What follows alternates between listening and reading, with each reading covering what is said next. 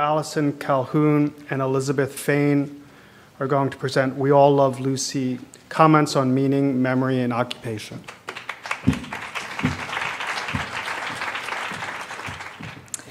Beth and I are so pleased to have the opportunity to talk with you all this morning and share some comments on meaning, memory, and the link of occupation to both. We will use a case study example of an older adult named Lucy, who lived with dementia during the last years of her life, highlighting the importance of meaning-making to her and the intentional efforts that promoted optimal function and performance of daily activities. We hope that you will take away thoughts from this talk that give you more perspectives and strategies for meaningfully interacting with and promoting function in individuals who you know who have dementia. First, a few facts. Currently, more than 5 million Americans have dementia. By 2050, this number could rise as high as 16 million, which is more than a threefold increase over about 30 years. These kinds of statistics create a critical public health imperative, which is to provide effective supports for individuals to age and live well. But what does aging well mean? We would argue that it means to live with quality, having meaningful experiences, and functioning optimally in the places where one chooses to participate in life. If you were asked to define occupation, you might first think of words such as job, work, or career. But if challenged to dig deeper, you might state that the word means ways to occupy time. As occupational therapists, we know occupations to be the everyday activities that people do as individuals, in families, and with communities to occupy time and bring meaning and purpose to life. Occupations include things that people need to do, want to do, and are expected to do. Furthermore, we believe that as demonstrated in the model graphic on the screen, there is a transactional relationship between the person, the environment, and occupation to influence the quality of our performance, the nature of our participation, and the meaning that we derive from these experiences.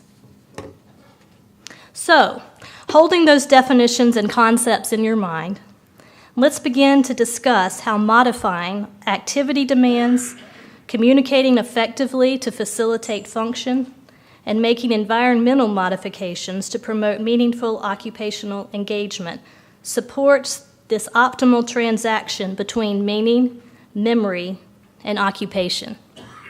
Beyond our collective clinical experiences, these kinds of approaches have been supported by numerous research studies for facilitating effective discharge to home post-hospitalization for individuals who have dementia and/or other impairments, promotes prolonged community living, and enables more equity and opportunities to achieve desired occupational engagement. Beth will now use a storytelling approach to emphasize these points using the case of Lucy. As Allison has already alluded to, there are 3 circles: person, environment, and occupation. So what I have done is on this slide identified the key roles and the key things that were meaningful for my mother, Lucy, which is what this case study was named after. Essentially, she was a mother, a housewife, grandmother, and housewife and cooked. She also did sewing, quilting, and family was very meaningful for her. And she did the traditional Southern duties that we tend to think of. Her environment changed some because as my parents aged and my mother was needing more care, we then moved them down to Winston-Salem from Stewart, Virginia. So she had a new home that really didn't have meaning. And then when she did a lot of the Houdini escape acts, similar to what Dan had spoken earlier, we then had to move her to an assisted living. So we did have changes in the environment. But again, we're going to show you some creative ways that we were able to make meaning and to help her to make that transition. Whoop. Okay, the picture in the upper left is the home that my grandfather built, and then we lived there after an early retirement for my father. You can see my mother doing several gardening activities, and the picture in the middle is my whole family. There were 11 of us, and I'm number 10 in the middle, and I bet you can identify which one I am. The picture in the bottom is my father when he was younger and quite debonair. On the left is a picture of my mother reading a Bible story at Christmas time to her grandkids because faith was such an important component for her. After my mother had been moved to a assisted living facility, we saw that she was losing some of her spunk that I felt like as an occupational therapist was beyond the actual brain changes. And so I arranged a quilting session to have at outdoors with several of family members to come. And as you can see in this slide, she is quite engaged in that activity and loving that activity because it had meaning to her. The greater meaning is she made this quilt for one of her great-granddaughters that you see her holding there that's enjoying that quilt. And then to the left is that family of 4 generations. Again, this is a huge memory for all of them, and they still have this quilt, but yet we made meaning for all of us, not just my mother.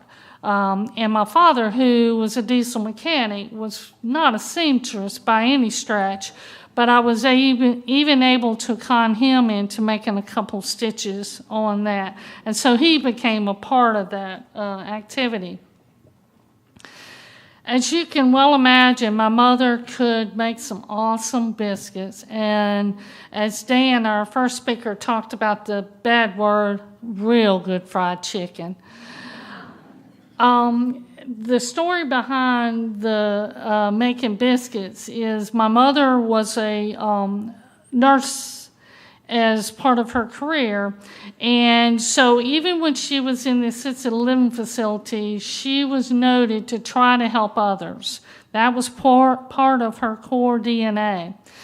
Well, she was helping somebody that was getting ready to fall, and as a result, she fell, so we had a little bit of pileup, and my mother sustained a humeral fracture, or an upper arm fracture. Well, I noticed that after that, she was having difficulty brushing her teeth and feeding herself, and I knew right away if we did not get her participating back in these activities of daily living, she was going to decline significantly and fast. I originally tried to do the traditional biomechanical approach of raising her arm to get the range and try to help with that. Well, she didn't understand what I was doing, and she was feeling increased pain, and that was not a good thing. So I then thought back, okay, she made biscuits. So we got a rolling pin, set her up with that, and so she did the ranging herself. Less pain because her right arm was getting a ride. The one that got painful, and was making some good biscuits in the outcome. So the net of the story is we all need meaning, and you want to incorporate that in whatever you're doing. And there's actually studies for us that are associated with academia. Learning does not occur with meaning.